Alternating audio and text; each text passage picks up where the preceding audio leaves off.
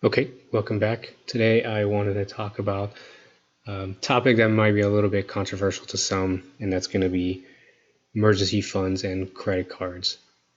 So the question is going to be, should you use a credit card in place of cash for your emergency fund? And I'm going to go with maybe a scenario that might illustrate what the point I'm trying to make. So imagine that your rent is $1,000 a month and you have $1,000 in cash saved up, right?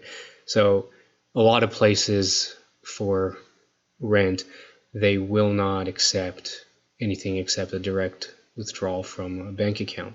They won't take a credit card. So you have $1,000 in cash, which gives you 1 month's rent covered for an emergency situation. So then you save up $1,000 and then your water pump goes out on your car.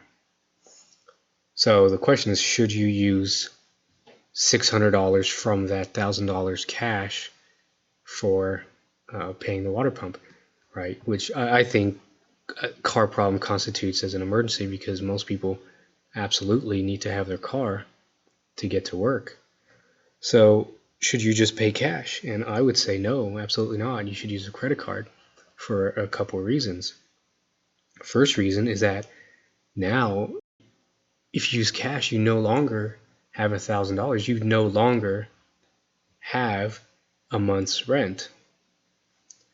And the second part is that by paying with a credit card, you can buy yourself time. And assuming that you have cash flow, meaning you haven't lost your job, then you have until the next payday or payment date on the credit card to come up with that money. So for me, as you guys can see from my videos, I mean, I have about $3,000 or $4,000 a month that I just invest. But even then, I would not go to the bank on a payday and take out $600 in cash and then go pay my water pump for it. What I would do is I would pay with a credit card, and then I would know that $600 of that next month has to be allocated, it has to be available in the checking account to cover that additional expense. And the reasons for that are not just so I don't burn through cash, but you get a lot of things like payment protection. So if you have to buy something and then that thing ends up being a lemon or whatever, then you have credit card protection from that credit card, and they'll help you get your money back. Whereas if you just use cash, you don't get that. You also get things like matching.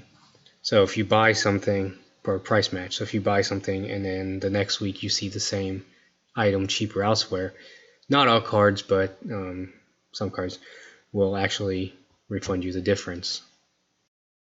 And the third point is points.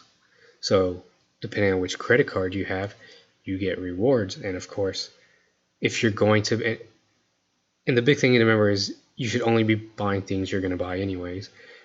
But if you have to pay $600 to get your car running again, why not get $600 worth of rewards?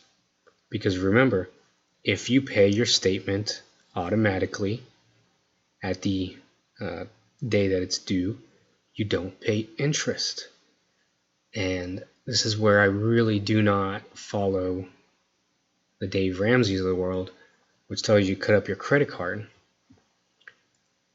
Because some people don't understand that credit cards, if used properly, are not just the same as cash, they are better than cash. You get more for the amount of money that you spend. So if you buy something with cash, the time lapse between purchase and payment is immediate.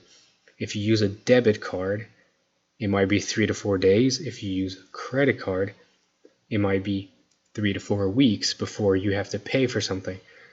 That doesn't mean, just because there's a different time frame, that doesn't mean that you're in debt. What it means is you incurred a debt and there's a time frame between the purchase and the payment. When you turn on your lights, you're incurring a debt with the electric company. Okay, you're going to pay it at the end of the month like you're supposed to responsibly. That doesn't mean that you're in debt. That just means that you have a debt that you're going to pay. Being in debt means you have payments that you cannot pay when they're due, and it has to be spread out, and you're paying interest on that cost. Okay, if I buy something and then I pay it off at the end of the month in my credit card statement, I'm not in debt. I don't incur any interest. I pay 0% interest, and I get rewards. I get points. So a $600 water pump could be worth $9 of airline tickets, for example. Or you can get cash back on some cards, or you can get a gift card, and on and on and on. And the idea is that you're getting something extra that you wouldn't be getting if you were using cash. So my argument here today is that cash should be reserved for items that only cash can pay, and that would be in a lot of cases rent. I don't know everywhere that does it, but everywhere I've ever rented, they do not accept credit cards as a form of payment. So you have to have cash. So I would never want to burn through cash that's meant to give me a roof over my head in an emergency to pay for something that I can use a credit card for. Because assuming I have income, which if you have multiple jobs, which you should, then you have multiple ways of income, and you have time until that bill is due to plan out for paying that extra cost. And if something happens and you lose your job, well, at least not only do you have rent paid for however many months you have in cash, but you can make a lower payment on the credit card, and even though it sucks and interest sucks. But if it's an emergency, I would rather pay a couple dollars a month in interest to my credit card than burn through the cash and have less time in my apartment, with a roof over my head. So those are just my thoughts that I've been chewing on for about a day or so. Let me know in the comments. Let me know what you think. I appreciate any feedback. I'm just trying to give my idea to help somebody get a different perspective maybe. So thanks for tuning in, and I will see you guys on Wednesday.